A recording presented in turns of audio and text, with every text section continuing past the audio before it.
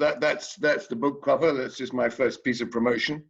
But I will move quickly on, because I think we all understand that time is something that affects all of us deeply, because we only have so much of it. We're born and we die.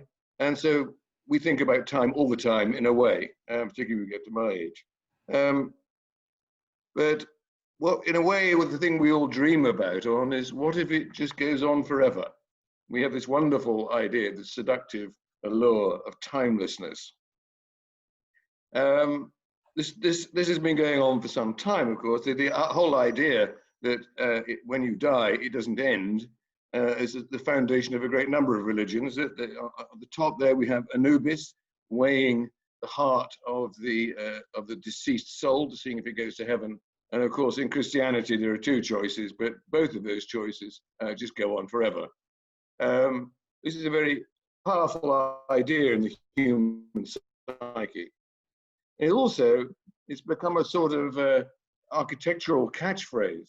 I can debate long, and I do in my book, about why this is, but architects are frequently described, or describe their work, as timeless. And just to show you the contrast, this is Michael Graves, whose work is described as timeless, and this is Toyo Ito, whose work is also described as timeless. I leave you to make your own conclusions on that comparison. It's been going on, this has been going on, of course. The architecture and timelessness has got a long history. At the top right, we've got Saint-Denis, the ambulatory, the first Gothic building, where the column numbers are based on the number of primary saints. Pugin, in revived Gothic, thought this was it for good. You know, this couldn't get any better, so this should last forever. And if you thought that man was made in God's image, well, then any proportions of man were divine and therefore were timeless. And that was transferred to the orders, which are now considered by many people to be timeless. Not something I particularly agree with. And this is Serlio's first publication of all the orders together, in which he kind of made bits up just to make them into a neat sequence. But we live in a secular world now, and so we're a bit stuck, unless your name is Quinn Terry, with the idea that architecture should be timeless because it's associated with religion. So we ended up sort of being honed down to geometry and mathematics, which some people think are timeless, and the golden section.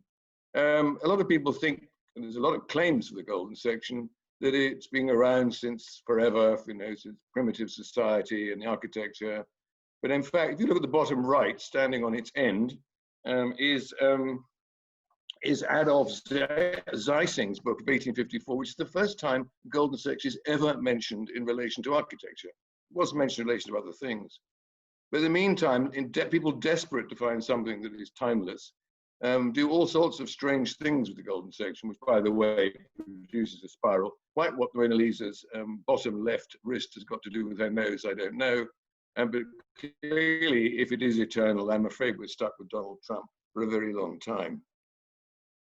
So, in my view, timelessness, everything has time, everything perishes, everything ages. And so we have to go, what is time? Well, we can start with some stuff I'm going to get by very quickly. There is in physics, there's an idea that time actually began when the universe began, which was a mere 38 billion years ago, plus or minus 21 million. And there are other views that actually it's not the universe that started time, time was always there. I won't go any further onto that one, it's too big a subject.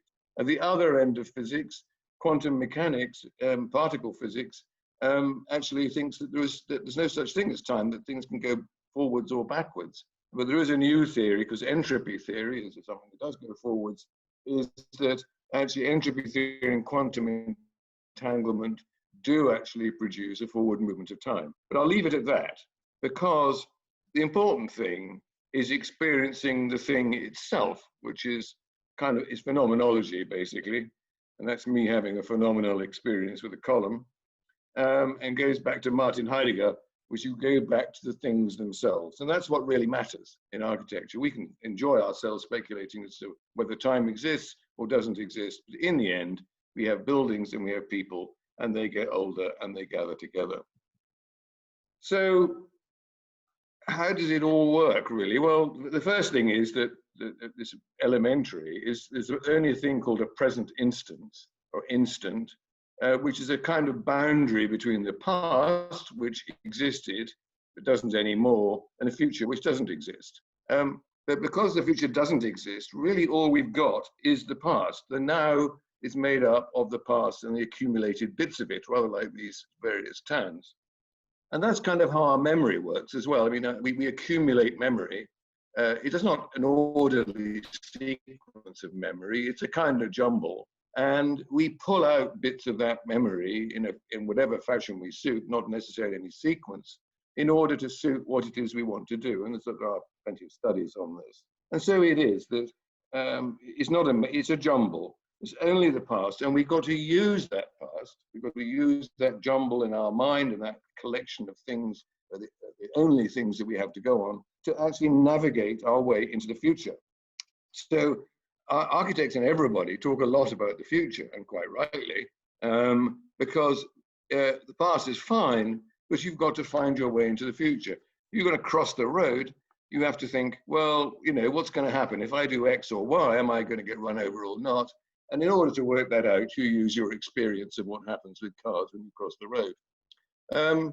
So I decided to look into the one thing, and so it comes to architectural terms and other terms about the future, was science fiction.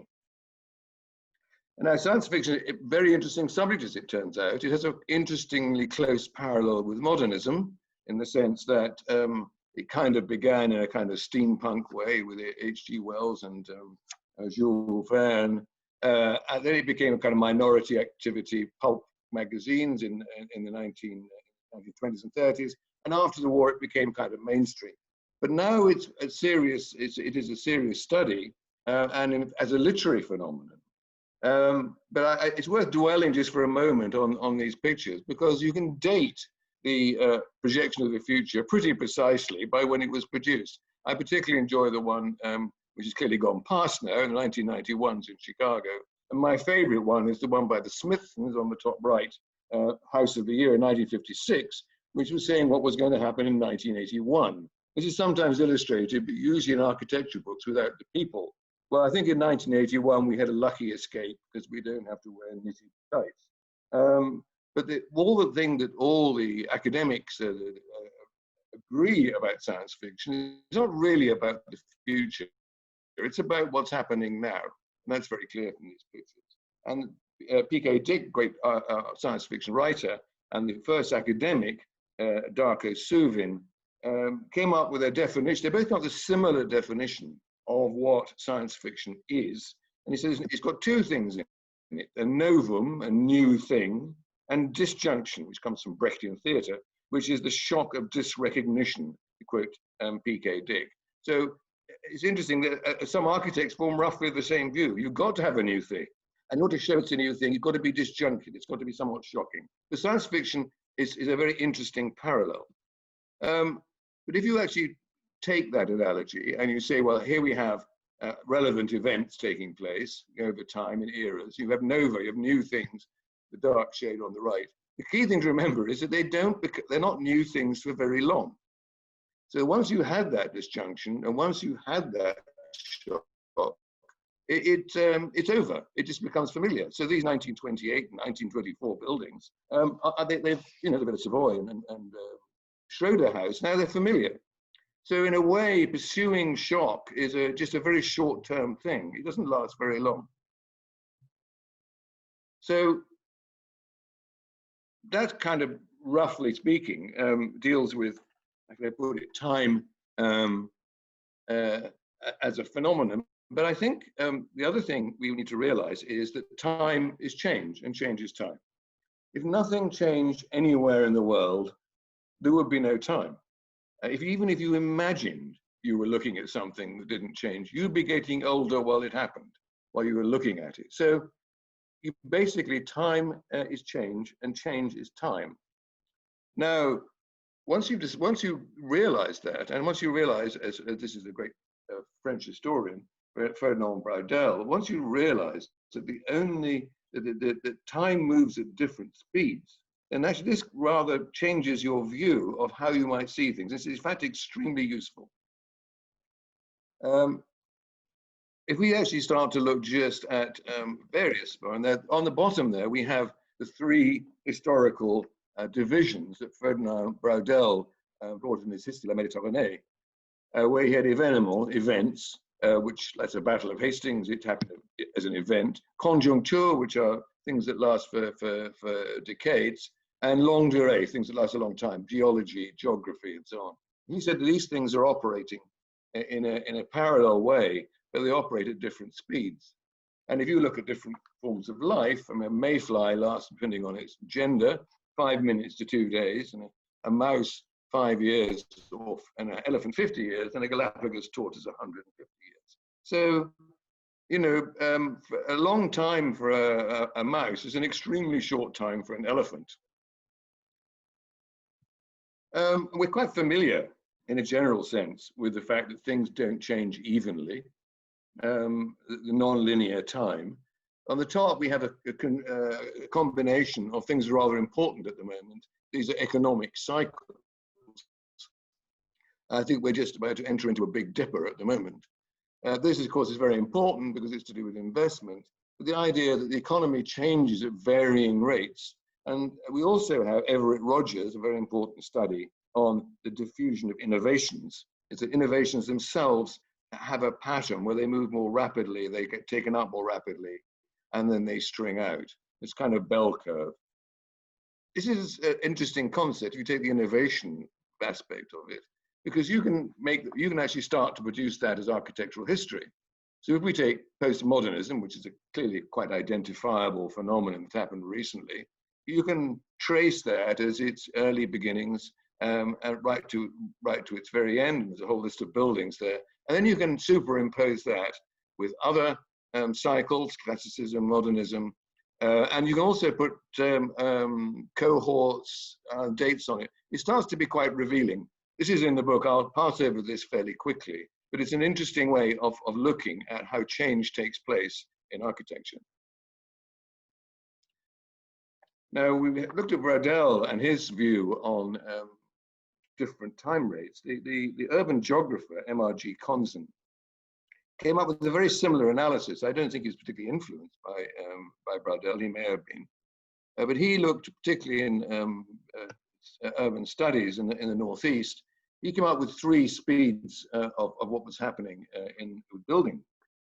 He said, well, there's a town plan, which moves slowly, there's building fabric, and there is land and building utilization, and basically plan, building, function. And these things move. Plan, we're very familiar with this. Plan moves very slowly, building moves not that slowly, and function can change very quickly. They don't always do that, but as a general pattern, it was quite useful. That's a very close parallel to Braudel. And then if we look at Frank Duffy's work on office development, well, he came up with 6 categories of different speeds of change, and they are site, skin, structure, services, space plan, and stuff. I have to say alliteration was important here. So stuff is actually furniture and fittings.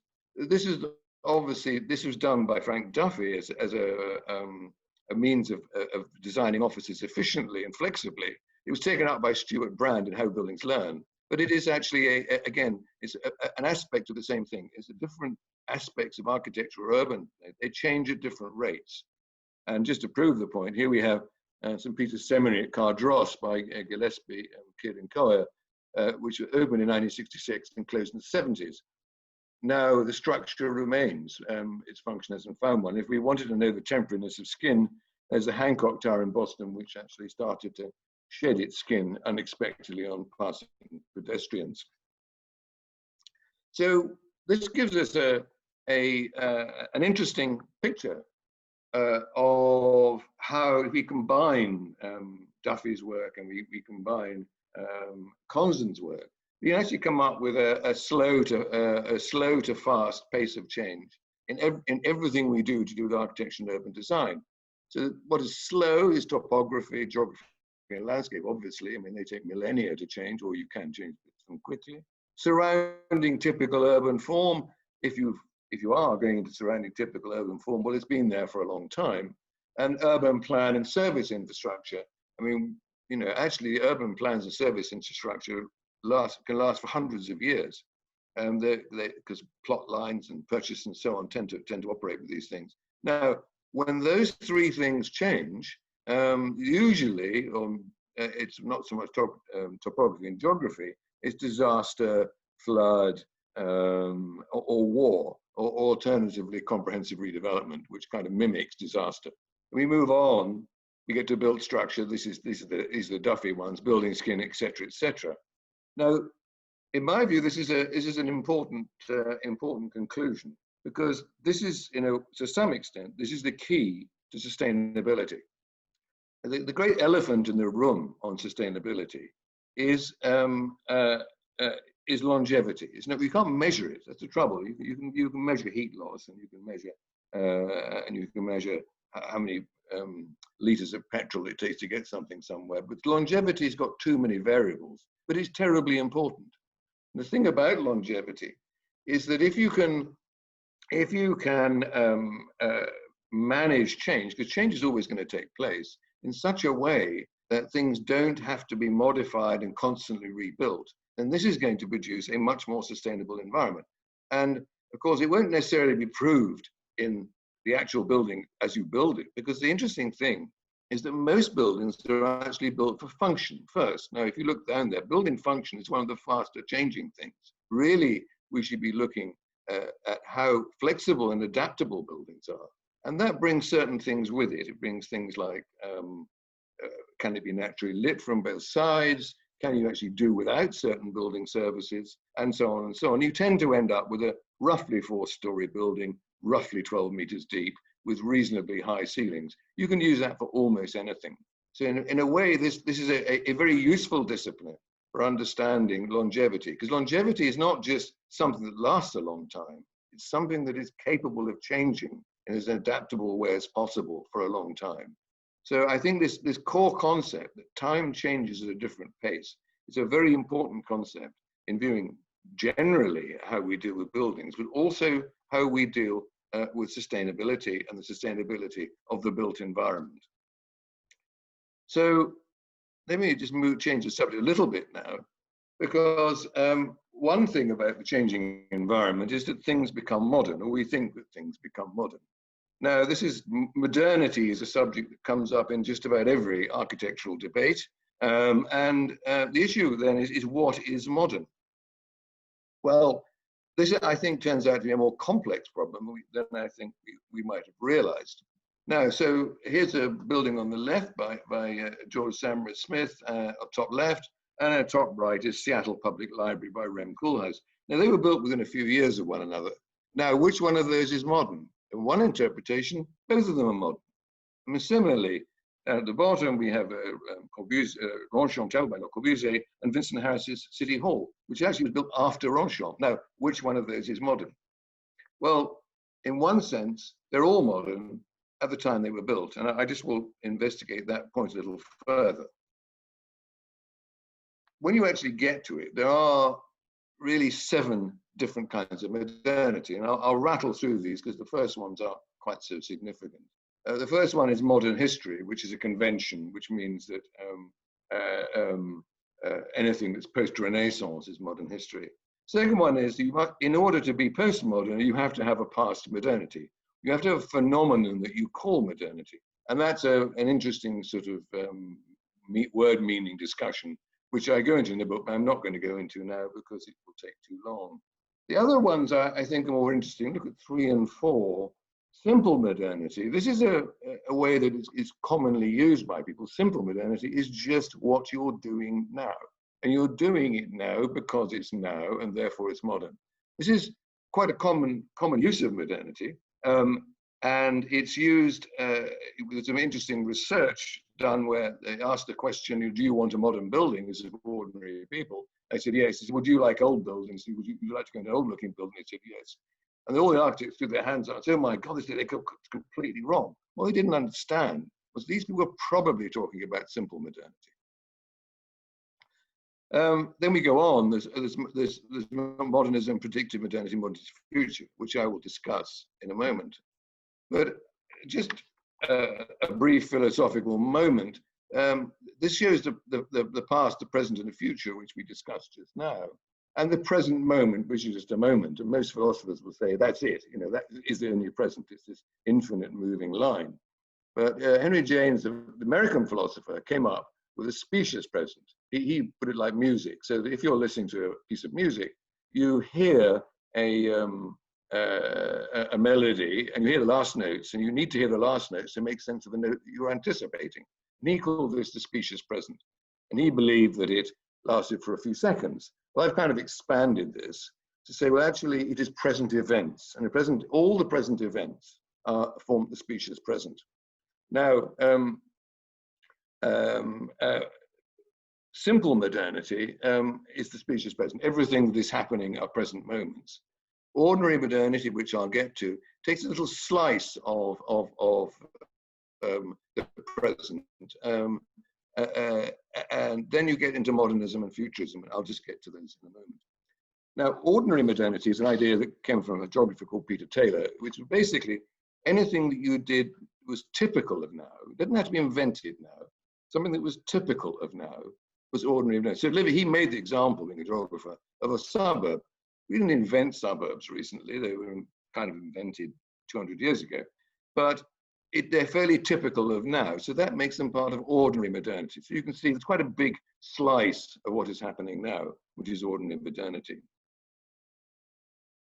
And then we have well, modernism, futurism, or predictive modernity. I've kind of concertinaed these with illustration of Neon, the sort of new city, which is being started in Saudi Arabia, which is it looks like a science fiction picture because I think that's its primary inspiration.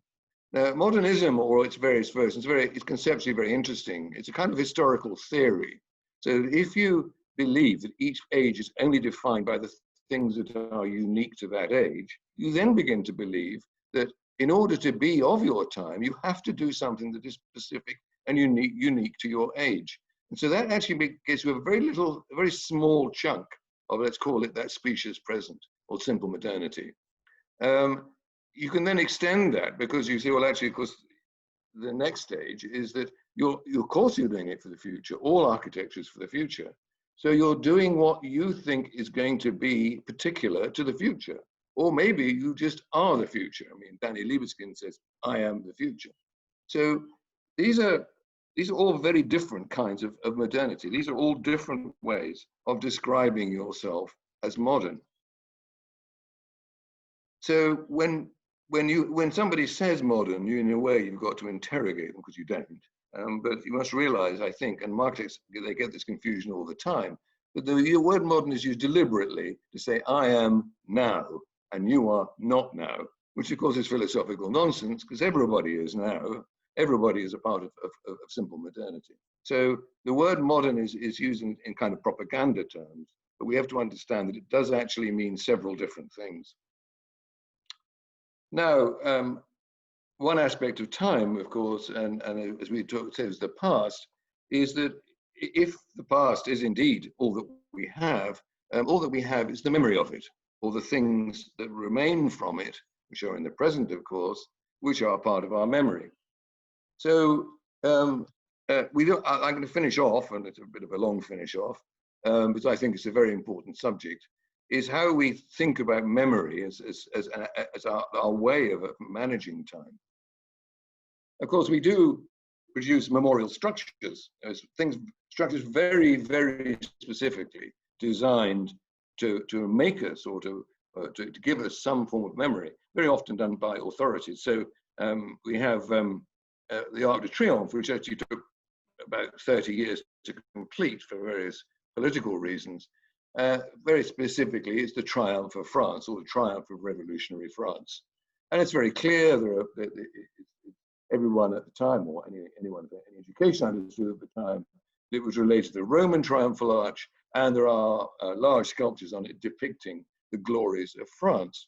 Or we have the Stalingrad siege. Here we have Motherland Calls, or Rodina Matsuot, enormous 85-meter high sculpture of Mother Russia to celebrate the end of the Stalingrad siege. And of course, the iconography is very clear. It's a mother, it's a female figure, Mother Russia, it's holding a sword, and of course, it's also the illusion of victory. So the iconography is very clear. Some modern monuments is a bit different. This is Peter Eisenman's Holocaust memorial in Berlin. And Peter Eisenman, being intelligent enough to realize that actually there is no iconography to this, and he refuses to say what it actually means. As far as he's concerned, people can just go around it, and it can mean whatever they like. I'm not sure about that myself, but that's how Eisenman puts it. But also closely associated with memory is forgetting. You can't remember everything, so you have to forget things. And memory and forgetting can be quite structured and have very specific consequences. There's an awful lot of deliberate forgetting after the Second World War, particularly by the Axis powers. Of course, what we want to forget is we can deliberately forget things, much as we can deliberately set out to remember things. Or sometimes we can't forget things, and it's called post-traumatic stress syndrome. And sometimes we can. Now, this is on the top. We have a typical example of why one wants to remember and forget. This was top, and probably recognized is Terragni's Casa del Fascio, and this photograph, not often used, is the one that describes really what the Casa del Fascio was about, as you would imagine, celebration of Mussolini and fascism. But the trouble is, it's a building that lots of people, particularly in the architectural establishment, rather like. So we want to kind of forget that and say, well, actually, no, don't worry about that. It's really just about it being a building.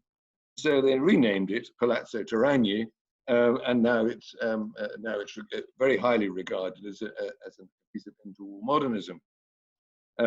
It's quite a complex picture of memory and forgetting, which is an awful lot of it happened in Germany. And in my book, there's a section specifically on the history of memory and forgetting in Germany. There are other examples of this. At bottom left, in Saint-Cécile, in Albi, in France, one of the largest brick structures, brick churches anywhere, a remarkable building. It was actually built to celebrate the slaughter of about 1 million Albigensian heretics. Now, that's pretty good going for the 13th century. So we forget that now. We just say, well, that's right. This is a great and wonderful piece of architecture. It's not actually built on the bones of 1 million people. On the bottom right is a slightly different issue, and this is the Palace of Peace and Reconciliation, designed by Foster and Partners in Astana in Kazakhstan. Of course, peace and reconciliation is somewhat ironic because the dictator of Kazakhstan is notorious for torturing people and appalling human rights and the lack of any serious democracy. This is slightly embarrassing for Foster's because people kept asking them about this. So they kind of wanted to forget that and say, well, actually, the architecture is the architecture. We're not really commemorating this dictator, although actually this particular town was a fantasy capital, actually to celebrate specifically the memory of this dictator. It is actually a monument to his memory. So I say memory and forgetting are closely tied up, but I think to understand the importance of making people trying to forget, we only have to look at history. Here we have top row, Carthage on the left, deliberately destroyed in 146 BC in order to eliminate the threat of Carthage and Carthaginian civilization by the Romans. And there was a very specific act specifically expressed. It didn't stop there. In the middle, we have Hampi in India, which was a huge city, one of the largest cities in the world at the time, utterly destroyed in 1565 and never actually repopulated except in bits here and there and mostly by tourists. And a rather different tack. Certainly in Germany, they thought that the bombing of Nuremberg, Lübeck, and Rostov, which is going there on the right, Nuremberg, in 1940, was a deliberate attempt to destroy important German cultural centers. And in fact, it was that was given as a justification for the famous Baedeker raids in Britain. So there was a great debate about that at the time, not only in Germany, actually, in British House of Parliament as well. Of course, Germany went about, as we know, very, very deliberate attempts to wipe out civilizations by destruction. And the bottom row is something rather different, in my opinion. This is the Mostar Bridge, which was famously destroyed in the Yugoslav Civil War, and of course the Twin Towers. And then we have ISIS blowing up parts of Palmyra. Now, take the Twin Towers as the easy example. This act of destruction was actually a symbolic act of destruction on these. In fact, the act of destruction of these Twin Towers made them more, people knew much more about them, so particularly good architecture, by being destroyed. In fact, the act of destroying them relied on the memory of the building, or the importance of the memory of the building, in order to make the point. This is a quite different kind of use of memory or significance. So they want people to remember that you've done this because of the importance of the thing they're destroying. It's arguable that ISIS were actually trying to destroy the remnants of a civilization which had actually predated the Muslim religion. Or was it actually an act specifically to say, we're destroying something important, therefore you are going to pay more attention to it? I think the jury's out on that one, and no doubt there's going to be more writing about it. This is a quite different form of how to deal with memory and how to deal with memory and destruction. But it's very clear that buildings as places that symbolize civilizations and therefore destroy the buildings and destroy the civilization is important. In the war in Yugoslavia, the mere fact of having a plaque on you saying, you know, this is a Croatian protected building was enough for the Serbians just to destroy it. Which actually, when you get to reconstruction, takes you to the rather interesting and tricky issue about how you deal with authenticity, what I call the Kimura of Authenticity. The Germans deliberately destroyed Warsaw, but they the Poles rebuilt it. They have very good records. They rebuilt it pretty much, and it's not exactly in the form in which it was destroyed. There was a bit of tampering around there. UNESCO, which is very obsessed with history and authenticity, had a real problem about making it a World Heritage Site because it clearly was not authentic in their terms. So they actually did give it one where they said, we're not doing this for any more of these things, by the way. But by the way, that's authentically inauthentic. And what about the Arch of Titus in its original ruined form before in 1821, Giacomo Valadier restored it? I'm sure that about 99% of the tourists that go to the forum and see that don't think, oh, that's a piece by Valadier. They think this is the original thing. No, it's authentically Valadier's work. Or then we get to Williamsburg, which of course is the an important psychological place for the United States in history. Now, Williamsburg has been reconstructed on very, very flimsy evidence indeed. And just to make the point, they actually dress people up to ride up and down horses and so on and so on. But there's not a lot of horse shit. So it's, again, it's authentic in its own terms. But we have this odd thing that authenticity is something that matters. I don't actually know in what terms anything can be inauthentic if you do it in terms of time. So in terms of memory now, we go to where I want to conclude is the whole issue of tradition, which is, I think, a concluding point, because tradition is in fact social memory. Of course, tradition gets a very bad press, or has done recently, as a break on progress, sort of post-Enlightenment, a break on progress. It's the past. Of course, it's not the past. It's just history. Of course, it's not history. But actually, we're closely involved with traditions in many different ways. The Christmas tree, which we know is a traditional British thing, actually was brought over by Prince Albert from Germany, and then basically traveled the world as a symbol, as a sort of symbolic evergreen Christmas. Black Rod there, hammering the doors of the House of Commons to demonstrate the independence or the superiority of the House of Commons from the monarch. They go through this ceremony. Even left-wing Labour MPs are fond of this ceremony, and it has no real function anymore. But it is a tradition that tells you about British democracy. Or there we have a Japanese wedding, where not many Japanese people dress like this now, or an Indian wedding, the same. Very often, traditions are about identity, and they are about effectively asserting your identity in ceremonial ways. The Japanese one is very interesting because one of the people is wearing a mourning coat, which is another thing which is now traditional in Japan, which Japan brought in from Europe in the end of the 19th century. And the one on the right is also interesting, a Chinese graduation ceremony. But you notice that the Chinese are wearing European clerical wear, which I'll get back to later. So this tradition of wearing this thing to symbolize scholarship has actually now traveled to other places. So the issue is, how authentic can a tradition actually be? Well, you can make them up. And of course, there was a lot of Hugh Trevor Roper, historian, Hobbes on the invention of tradition, said this is all nonsense. But it's not really nonsense.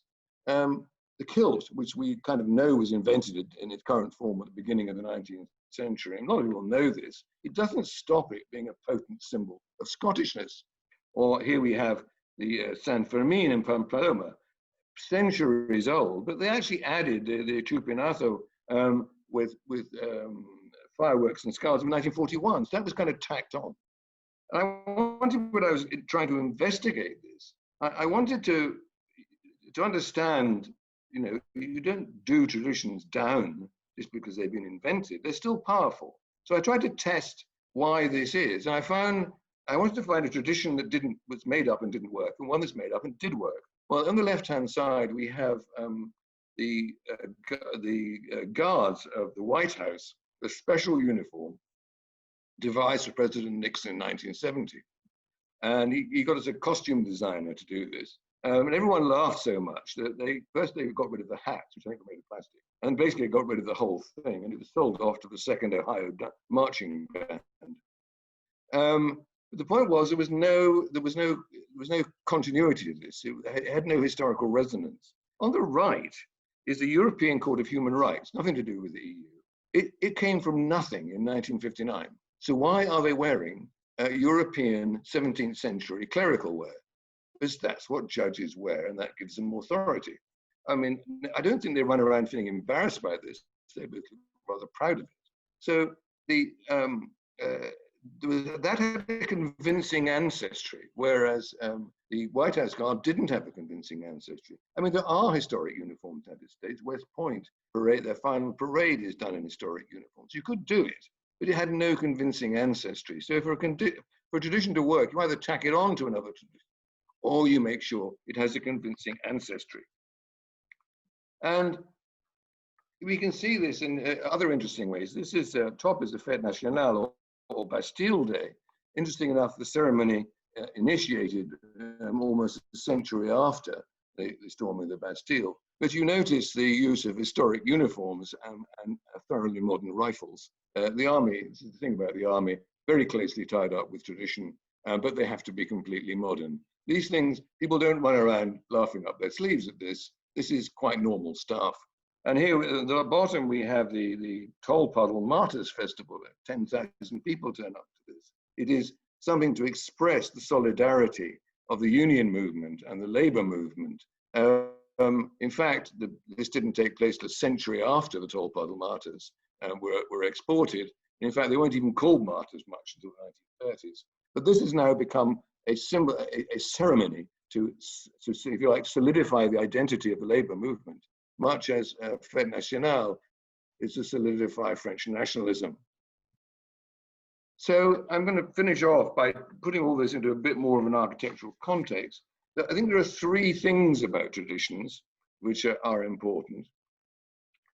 One is ancestry. I put in brackets, convincing. The point is that if you look on the left, that's Rotunda by Palladio. Palladio believed, incorrectly, that Roman houses had porticos on them, so he put porticos on his.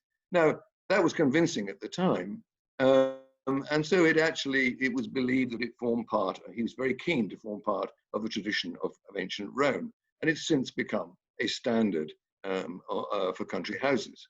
And then in the middle, we have Fisherman's Bastion in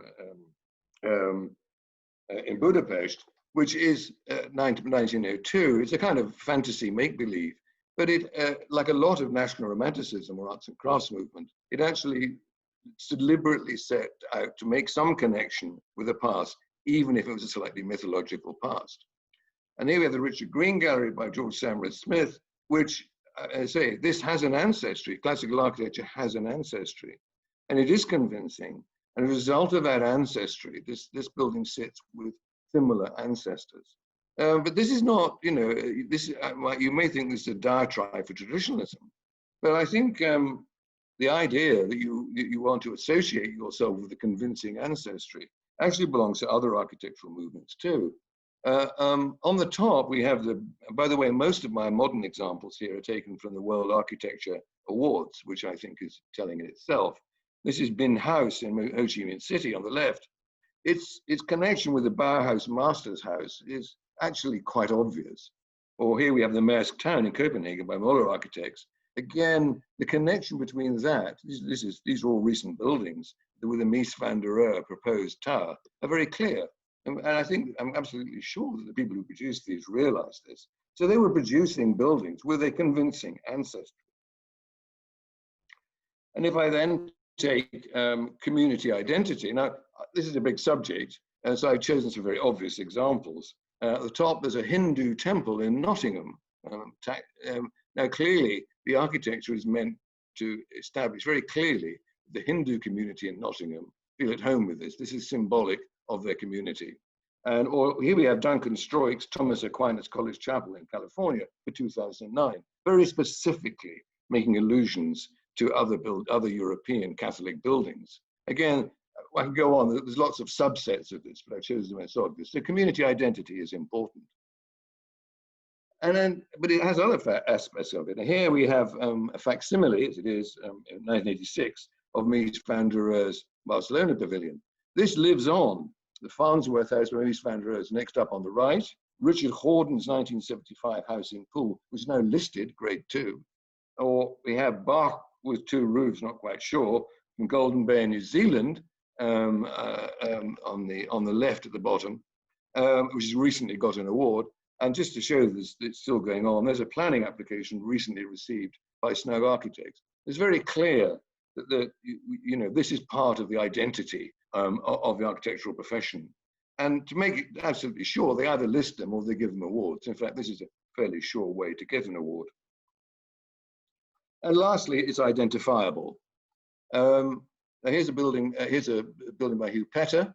Now, there's very clear symbolism which identifies and gives identity to the people who use it. The urns are very large versions of the little casket that holds the ashes, and the column capitals are from the Prince of Wales. So this is on the Duchy of Cornwall estate.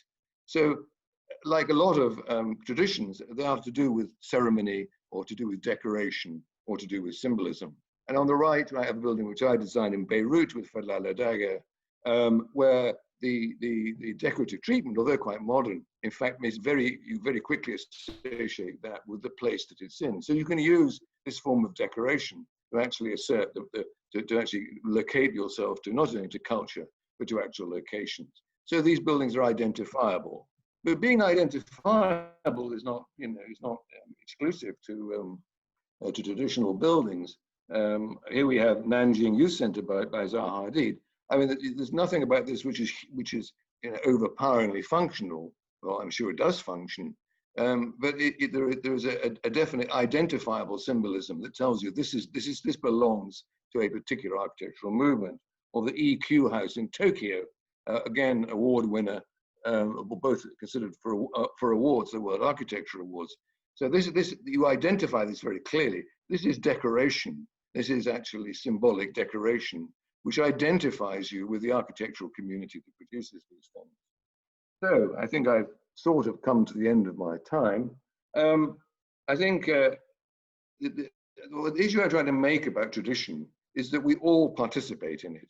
There's no point in saying, oh, well, there is no tradition, or we all participated in our different ways. And it's how we express membership of communities, or how we understand and express membership of communities. And depends on which community it is. Either it's a wider community, it's a national community, the city community, or it's the community of the architectural profession itself.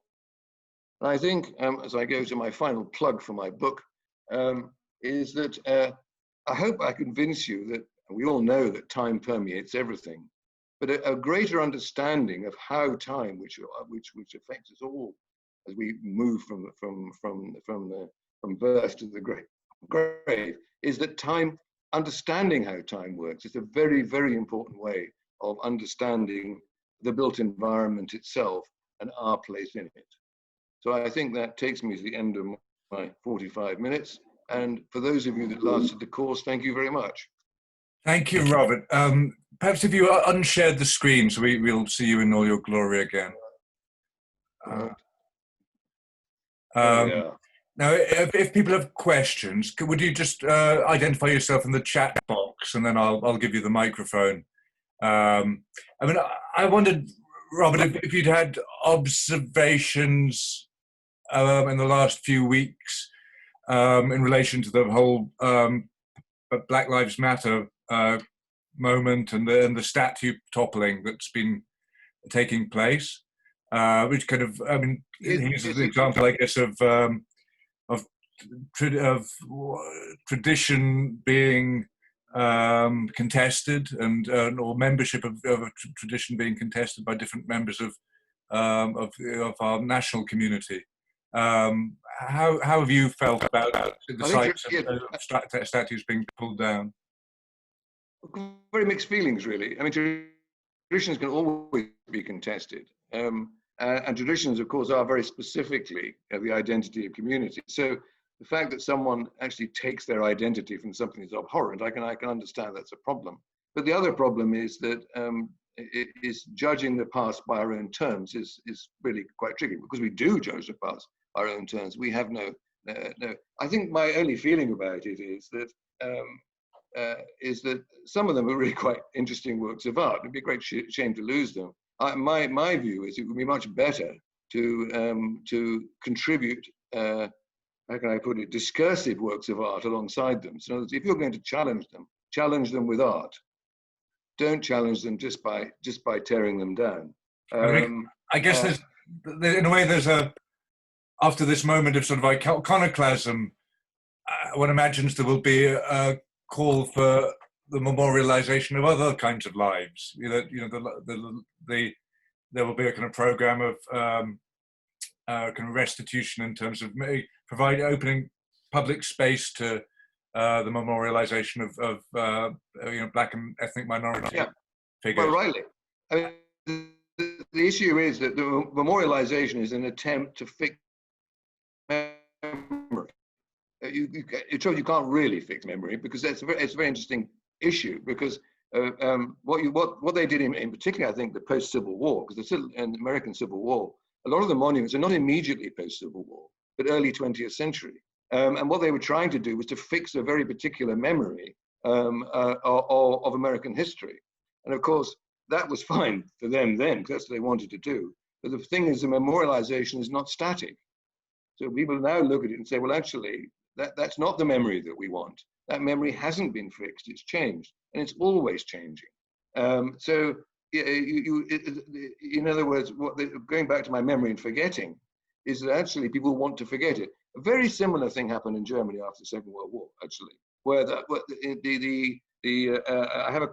published in my book a version of what the American troops were told to do with memory, with anything that was associated with Nazism. They were specifically instructed to destroy it. And the Germans went through a very complicated process of forgetting that piece of past and trying to look back and remember another piece of past. And we'll go through this. I think if we want to cement the memory of different of cultural diversity or of the contribution of particular groups, then we can do it. I mean, the great thing about memorialization is we can do it. But I think the fact is that we can also memorialize the fact that we are changing our view of the other ones. In fact, several people have said this, actually, is that don't destroy the history, just change it. And um, at the risk of being challenged, I'd suggest that we don't at the present moment have a very dynamic figurative sculptural tradition. There are exceptions, obviously, like Sandy Stoddart's work, but it's the prospect of a whole program of new memorials being erected. It's rather challenging in artistic terms to imagine how that might be delivered today. Have you But thought it's about interesting. that? Well, it's an interesting problem, actually. It's something I do go into in the book. I encourage everyone to read the book and read this, of course, is that a lot of the, if you actually go to, for example, you go to Danny Libeskind's memorialization, where there's a wide complex symbolism. But the trouble is that you have to read a book to find out what the symbolism is. And that's the problem. The thing about figurative work, or not even necessarily figurative work, but it's the work that is explicit. In other words, actually, where the message is very clear. If the message isn't clear, rather like Eisenman's monument in Berlin, the only reason you know it's a memorial of the Holocaust is because somebody says it is. And he says, well, I don't really care what anybody thinks about it. They can think what they like. That is a problem. That's difficult to do. You're right, that it is an artistic challenge. But of course, we do have a tradition. I mean, Sandy Stoddart's multiple work in Edinburgh is extremely explicit. And we it's easily understood, and it's loaded with symbolism. We've got a few. Sorry, we've got a slightly crackly line again, but Robert, we did terribly well earlier. But we've got a few questions coming in. So I'm going to open up the microphone to Gavril. Are you there, Gavril? I try and unmute you. Hello there. Can you hear me live? Okay. Yes, I can hear you. Hi there, Mr. Adam. It's great to see you again. I'm curious, do your interests extend to music and music theory? Because it seems to me that an interesting thing about music is that it still retains a great body of theory and aesthetic theory, and understanding, for example, of how harmony works and orchestration and so on, and the effects that it invokes in people. Architecture seems to have lost that, at least in modern education. I wondered what your thoughts were on that. Thank you. Yes, I've thought a little bit about this, but I have to say not hugely deeply. A lot of the work on collective memory and a lot of work on the way that memory works is, and how we remember in sequence, actually goes back to musical theory. Is the fact issues such as melody, such as anticipation. I mean, one of the more interesting ones is the disjunctive modern music, where you actually build up a musical sequence, and as a result of that, your memory of other pieces of music makes you anticipate the next note or the next series of notes, and then they don't happen. Something disjunctive happens. So you need that memory and the anticipation in order to have the shock. And in fact, that goes together with the with what I was saying earlier about the novum, the nova, and the whole issue of science fiction, how that delivers disjunction. The interesting thing is how pervasive the idea of melody is, and how significant, how important it is. It never really quite goes away. You can modify melody, you can modify it, but actually, people like Tchaikovsky, who were considered very shocking at the time, are now considered to be absolutely establishment. Music has been is a very good parallel. It probably doesn't answer your question, but there you are. And Brandon Rowe, I'm going to unmute you. Thank you. So I had a question.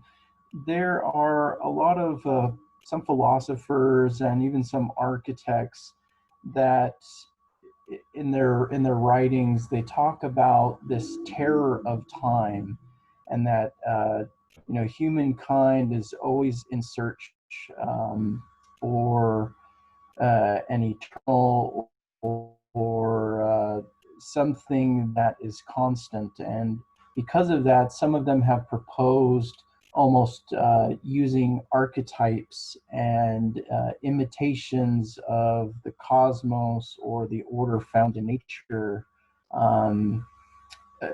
Do you have any thoughts regarding those conceptions of kind of the terror of time and maybe their proposals to use archetypes or imitation in architectural design? I think it was Carsten Harris, wasn't it, with the terror of time? Quite a Yes, famous yeah. essay.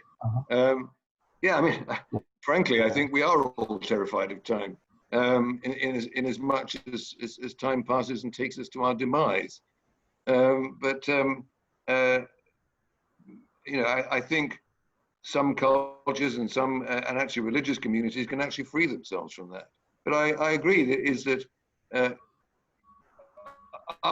there's a constant search for permanence. I think in everything we do, we want to be remembered. We want things to be permanent. Architecture is a part of that. I suppose it does come from a fear or unease about the fact that the passing of time makes everything temporary at one level or another at different speeds.